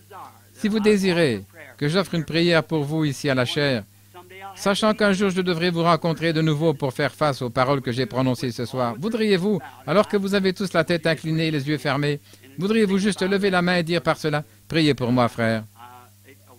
Je désire être ainsi. Que Dieu vous bénisse, qu'il vous bénisse, qu'il vous bénisse. Jeune dame, que Dieu vous bénisse. Dehors, partout, posez vos mains contre les fenêtres, où que ce soit, Dieu bénira. Levez simplement la main avec une sincérité profonde et dites, « Oh Dieu, sois miséricordieux envers moi. J'ai toujours désiré être ainsi, frère Branham, mais je ne sais pas pourquoi, je n'ai jamais pu y arriver. Oh, précieux ami, ne voulez-vous pas vous emparer de quelque chose? Croyez-moi en tant que son serviteur. Le Saint-Esprit a raison. Ne laissez personne vous en dissuader. Tenez la main immuable de Dieu, amis chrétiens. Si vous avez juste adhéré à une église, si vous vous êtes juste fait baptiser dans l'eau et que vous n'avez pas encore été baptisé du Saint-Esprit, vous n'êtes pas vraiment régénéré. Eh bien, vous dites, frère Branham, j'ai parlé en langue, j'ai fait ceci, cela. Eh bien, je crois à ça, moi aussi, je vous l'ai dit, mais souvenez-vous, vous pouvez danser dans l'esprit, vous pouvez parler en langue. J'ai vu les hindous faire cela, j'ai vu des sorciers parler en langue et en donner l'interprétation. Et j'ai entendu, une fois, je suis allé dans un camp, là, et des frères y sont allés. Ils ont vu une table parler en langue et un crayon venir et écrire dans des langues inconnues. Et ces gens ont lu cela. Voyez-vous, toutes ces choses, ça peut être le diable. Mes frères, si vous parlez en langue et qu'ensuite vous continuez de mener la vie que vous meniez autrefois, alors il y a quelque chose qui cloche dans votre expérience. Voyez-vous, c'est l'unique chose sur laquelle vous vous appuyez, c'est de parler en langue. N'essayez pas de faire ça. Vous irez vers les chutes et ce bateau ne pourra jamais résister à cela. Mais les langues prendront fin, les prophéties cesseront. Mais quand ce qui est parfait sera venu, oh, cet amour de Dieu, si riche et si pur, insondable et fort, alors ces autres dons opéreront directement avec cela. Voyez-vous, ce sont des dons du Saint-Esprit qui vous sont donnés, le parler en langue, la prophétie et que sais-je encore, l'interprétation. C'est pour édifier l'Église, l'édification du corps. Mais recevez premièrement le Saint-Esprit, afin que vous voyez que votre vie a changé. Maintenant, environ 8 ou 10 mains se sont levées depuis que je parle. Y a-t-il encore une autre avant que j'offre la prière? Que Dieu vous bénisse, madame, que Dieu vous bénisse. Y a-t-il quelqu'un d'autre? Levez simplement la main et avec une profonde sincérité. Frère Branham, souvenez-vous de moi. Que Dieu vous bénisse là, frère. Quelqu'un d'autre? Que Dieu vous bénisse. Que vous bénisse. Maintenant, il voit votre main. Rappelez-vous, Jésus a dit, « Celui qui écoute mes paroles et croit celui qui m'a envoyé a la vie éternelle et ne viendra point en jugement, mais il est passé de la mort à la vie. » Nous devons croire cela de tout notre cœur. Croyez cela simplement avec tout ce qu'il y a en vous, et Dieu prendra soin du reste. Père Céleste, nous te confions maintenant ce petit auditoire. Ce soir, avec ces paroles hachées, prononcées avec nervosité, Seigneur, alors que je me tiens ici, je ressens que ces gens qui se tiennent là ont mal aux jambes. Oh Dieu, je réclame leurs âmes. J'ai fait de mon mieux, Seigneur, pour apporter la parole à ma façon humble et pauvre. La petite semence qui était contenue, ô Père, sème-la dans les cœurs de ces gens. Et je réclame leurs âmes, afin qu'elles ne soient pas perdues, mais qu'elles apparaissent là-bas en ce jour-là à la résurrection. Accorde-le, Seigneur. Tu es Dieu. Il n'y a aucun autre Dieu en dehors de toi. Les païens ont des statues. Nous avons un Dieu vivant, le seul vrai Dieu vivant. Nous pouvons nous représenter ton être, Père, assis là dans l'éternité, des millions de fois plus brillant que 10 milliards de soleils. Oh Dieu, brille, tu as pu créer des mondes, placer le grand système solaire dans l'univers et ensuite descendre pour sauver un pécheur. Et être assez intéressé pour être ici ce soir dans ce petit tabernacle avec ces chrétiens.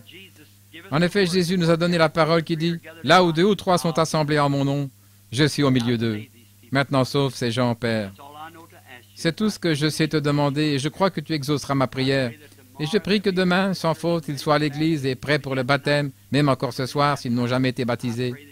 Et je te prie de les remplir du Saint-Esprit, qu'ils s'attachent à cette vraie vérité de Dieu, jusqu'à ce que la mort les libère. Je prie au nom de Jésus. Amen. Maintenant, l'auditoire, je vais poser une question de façon solennelle et sacrée. Dans quelques instants, nous allons terminer. Comme je l'ai dit, il se peut que nous ne nous rencontrions plus jamais, j'espère que oui. Mais n'oubliez pas, nous devrons rendre compte pour cette soirée, quand nous arriverons au jugement. Il me faudra rendre compte de ce que j'ai dit, de ce que je fais. Il faudra rendre compte de tout à Dieu. Et si je suis trouvé coupable, vous savez ce que sera mon sort. Je préférerais que je meure pécheur, mais que je ne meure jamais étant séducteur. Que je sois véridique et honnête. Maintenant, regardez. Si Jésus-Christ est le même hier, aujourd'hui, éternellement, et je prie que ceci, et maintenant je ne suis pas sûr qu'il le fera. En effet, ceci n'est qu'un petit auditoire de gens, et il y a des gens debout, et c'est le moment, j'ai dépassé de loin l'heure. Ce sera difficile de faire passer ici une ligne de prière, mais je vais prier pour vous dans l'auditoire. Mais je prie que Dieu vous donne quelque chose sur lequel vous pouvez poser les mains, comme ce qu'avait Jacob, quelque chose que vous n'avez jamais eu, quelque chose sur lequel vous pouvez poser les mains. Maintenant, à vous qui êtes là et qui souffrez, je vous ai parlé d'un ange qui est descendu et qui était Dieu manifesté dans un corps humain, qui se manifeste en nous, si nous sommes des croyants. Et puis, alors qu'il avait le dos tourné, Sarah, il comprenait ce que Sarah disait et faisait dans l'auditoire. Alors un jour, pour rendre cela plus clair pour vous, il traversait une foule de gens. Et il y avait une petite femme qui probablement était aussi déçue que n'importe qui ici. D'habitude, hier soir, nous étions un peu agités, nous avions tant de gens pour qui il fallait prier. Nous avions demandé au jeune homme d'aller distribuer des cartes de prière pendant que je prêchais encore. Et ainsi, quelquefois, les gens font sans cesse des va-et-vient et vous voulez tous aller à l'école du dimanche. Quelqu'un m'a parlé dehors, il a dit « Libérez les gens tôt parce que ces gens doivent effectuer de longues distances et revenir pour l'école du dimanche. Je veux tenir cette promesse. » Et j'ai dit « Je vais le faire. » Maintenant, l'essentiel est de s'emparer de quelque chose de réel. Combien croient que Jésus-Christ est le même hier, aujourd'hui, éternellement? Alors, si je vous disais que l'esprit de John Dillinger est venu sur moi, ma présence quelque part serait un danger. J'aurais des pistolets, je serais un hors-la-loi. Si je vous disais que l'esprit d'un grand artiste était sur moi, vous attendriez à ce que je peigne des tableaux comme le ferait cet artiste. Si je vous disais avoir l'esprit de Houdini, le spécialiste de l'évasion, vous attendriez à ce que je fasse les choses qu'il a faites. Si je vous disais que l'esprit d'un grand musicien était sur moi, vous attendriez à ce que je joue cette touche d'une certaine façon parce que son esprit est sur moi. Voyez? Et si je vous dis que l'esprit de Christ est sur moi, alors je ferai les œuvres de Christ. Christ a dit que Dieu était en lui. Dieu était en Christ, réconciliant le monde avec lui-même. Nous savons tous que Dieu s'est représenté en Christ pour réconcilier le monde avec lui-même. Il était Emmanuel. Jésus a dit, ce n'est pas moi qui fais les œuvres, c'est mon Père qui demeure en moi qui fait les œuvres. Et alors qu'il passait avec ce même esprit en lui, une petite femme a touché le bord de son vêtement. Eh bien, il n'a pas senti cela physiquement. Vous savez qu'il ne l'a pas senti, certainement pas. Le vêtement palestinien, pour quiconque le connaisse, avait un vêtement dessous et une robe ample pendant comme cela. Donc, il n'avait pas du tout touché. Il n'avait pas du tout senti cela. Il y avait du monde autour de lui. Mais elle a touché son vêtement par la foi. L'aveugle Bartimée a touché son vêtement un jour, là, à la porte. En effet, il n'avait jamais entendu ce cri. Certains disaient, « Hé, toi qui as ressuscité les morts, il y en a tout un cimetière plein ici, viens le ressusciter, pour se moquer de lui. » Et les sacrificateurs et les autres, « Viens faire ici, viens faire cela. » Il n'a jamais dit un mot. Mais un mendiant aveugle. Oh Dieu, Jésus s'est arrêté, il a dit, « Amenez-le. » Voyez-vous, cette petite femme a vu qu'elle ne pouvait pas attirer son attention parce que les rabbis, les sacrificateurs et tout le monde l'entouraient et tout le monde. Elle a touché son vêtement et Jésus s'est arrêté, il a dit, « Qui m'a touché ?» Et Pierre l'a pratiquement repris, il a dit, « Qui t'a touché? Mais tout le monde te touche. Pourquoi dire une pareille chose? » Il a dit, « Mais j'ai connu qu'une vertu, une force est sortie de moi. Quelqu'un avec une touche particulière. » Il a parcouru du regard l'auditoire jusqu'à ce qu'il trouve la petite femme.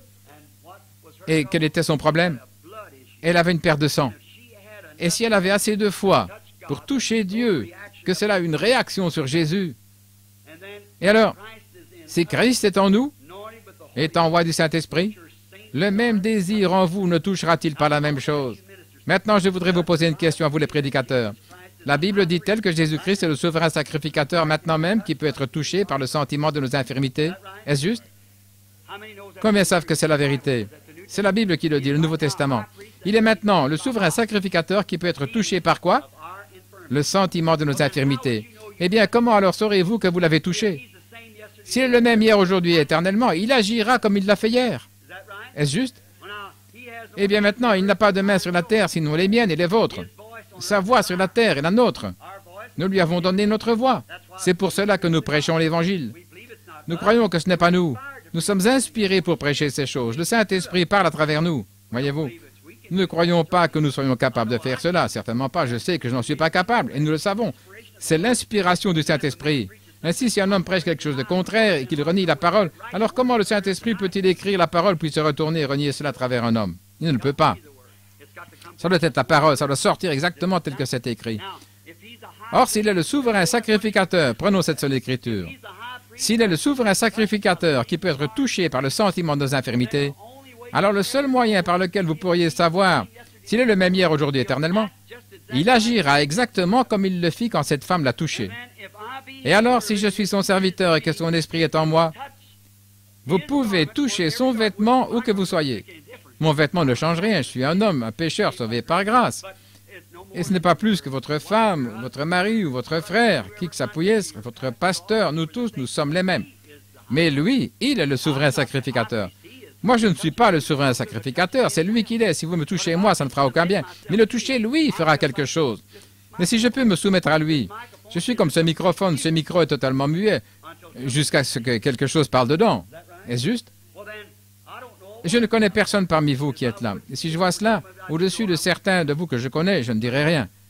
Je connais frères et sœurs Dow qui sont assis juste là. Et je crois que c'est le jeune frère grec ici, qui vient de la Grèce, dont le nom m'échappe, David.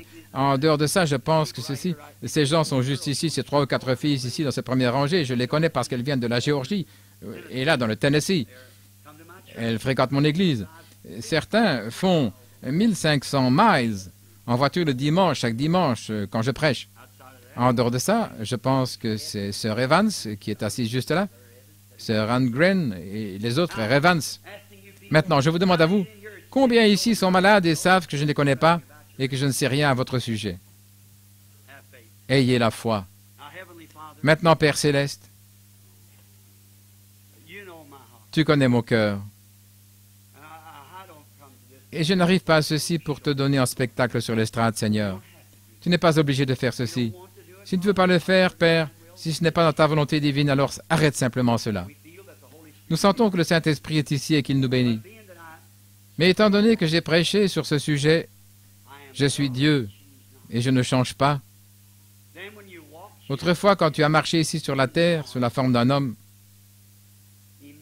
Emmanuel, un jour une petite femme a touché le vêtement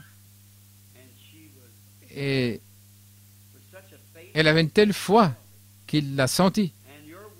Et ce soir, ta parole déclare, Père, que ce Jésus-là, ton Fils, est notre souverain sacrificateur et qu'il peut encore être touché par le sentiment de nos infirmités. Il y en a ici qui sont malades. Je te prie, Père, d'accorder qu'il y en ait au moins 1 ou 2 ici, Seigneur, afin que les gens puissent avoir quelque chose auquel s'accrocher, comme Jacob, et qu'ils sachent que c'est le Saint-Esprit, et qu'ils ne lâchent jamais cela jusqu'à ce qu'ils soient bénis. Si simplement tu fais cela, Seigneur, chaque personne malade ici s'emparera de cette même promesse et s'en tiendra à cela jusqu'à ce qu'elle ait l'assurance que dans son cœur, que la bénédiction de Dieu repose sur elle. Maintenant, je te confie cet auditoire, le message et aussi moi-même pour tes œuvres. À partir de cet instant, c'est au-delà de ce que je peux faire ou de ce que quiconque d'autre peut faire, Seigneur. Il faut que ce soit toi. Confirme donc que tu es présent, le même hier, aujourd'hui, éternellement, le Dieu immuable. Je demande ceci au nom de Jésus-Christ. Amen.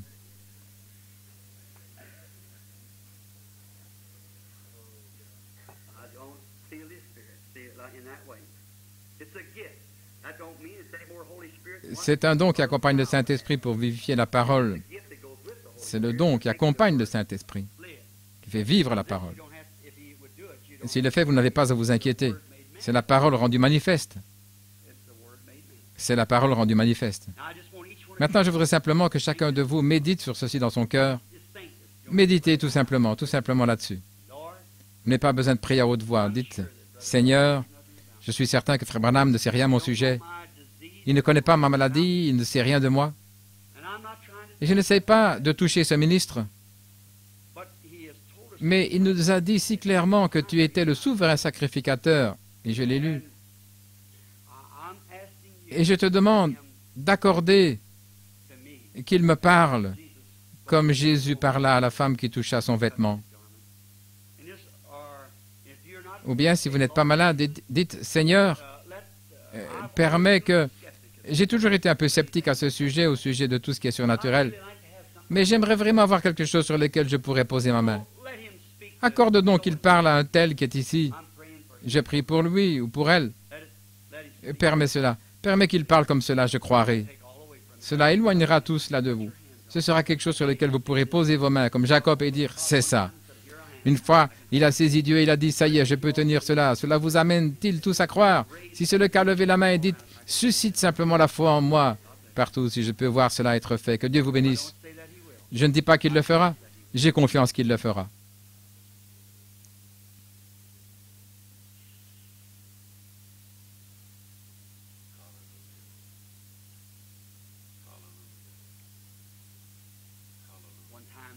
Une fois descendant d'une montagne,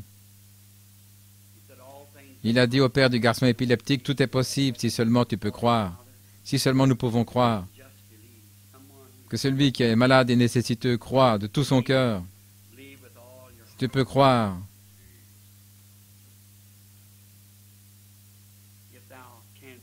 Si vous pouvez croire, tout est possible.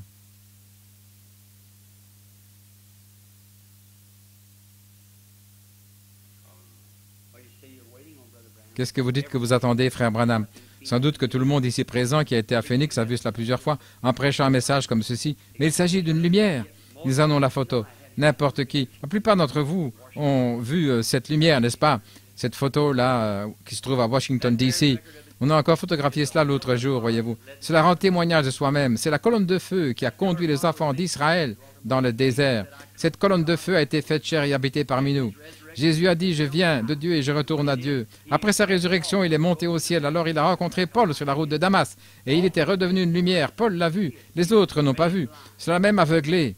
Il était aveugle. Et il a dit qu'il a vu cette lumière brillant comme le soleil. Il a dit, Seigneur, qui as-tu? Il a dit, je suis Jésus. Il te serait dur de rejamber contre les aiguillons. Maintenant, cette même lumière, sa photo, si c'est cette lumière, si c'est la même colonne de feu, le même Jésus qui était sur la route de Damas, Paul, cela fera les mêmes œuvres. La voici. Gloire au Seigneur. Merci, Seigneur Jésus. Maintenant, que Satan ose dire quelque chose.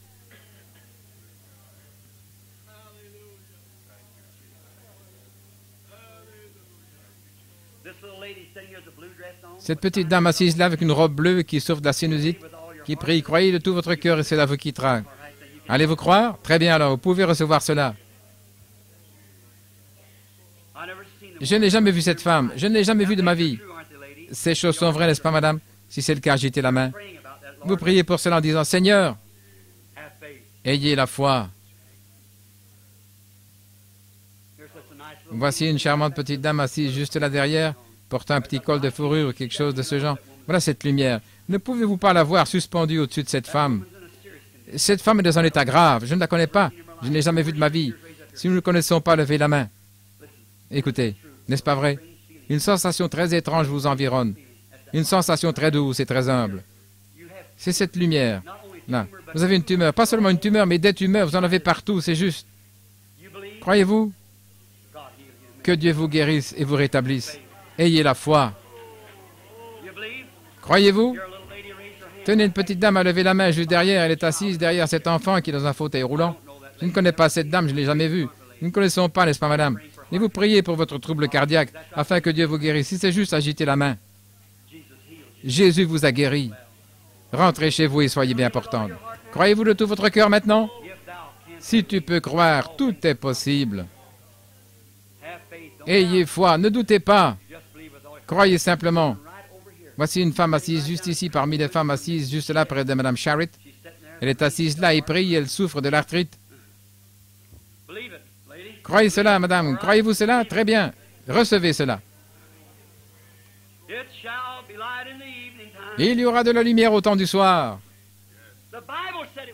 La Bible le dit. Le Dieu immuable, dites-moi qui ils ont touché. Jésus-Christ est le même hier, aujourd'hui, éternellement. Solennellement avec mes deux mains en l'air, je n'ai jamais vu ces gens auparavant. Je ne sais rien d'eux. Mais celui qui est ici maintenant, vous ne pouvez pas lui cacher votre vie si vous deviez le faire. C'est juste. Il est ici. C'est Christ. C'est vrai, il est réel. C'est sa promesse. Le même Dieu. Ne pouvez-vous pas vous en emparer? Cramponnez-vous-y et dites, cela m'appartient. Père céleste, je t'apporte cet auditoire. Ces malades, ils sont dans le besoin. Comme nous l'avons mentionné hier soir, un jour, il y avait un petit berger du nom de David. Son père l'avait chargé de s'occuper de ses brebis. Ce soir, beaucoup de bergers sont aussi assis ici, Seigneur. Et ils n'avaient pas grand-chose pour se protéger, pour protéger les brebis, excepté juste une fronde. C'était suffisant. Un jour, un lion a fait éruption et s'est emparé de sa brebis et l'a emporté. David savait que le Dieu du ciel était avec lui, et il a pris cette fronde et a suivi la brebis. Et il a tué le lion, l'a terrassé à l'aide de la fronde, et a ramené la brebis vivante. Père, la maladie, le diable, plus qu'un lion, ont attrapé beaucoup de tes brebis. J'ai ici une petite fronde. Elle est appelée la prière et la foi. Ça ne représente rien à côté des armes de la médecine, Mais, ô Dieu, dirige cette prière vers cet endroit-là. Satan, lâche-les. Je viens après cette brebis. Lâche-les. Je les ramène de nouveau ce soir au pâturage du Père. Au nom de Jésus-Christ, je réprimande chaque démon de maladie et je les chasse de ces gens. Que ceux-ci s'en aillent libres de cette... Au nom du Seigneur Jésus-Christ.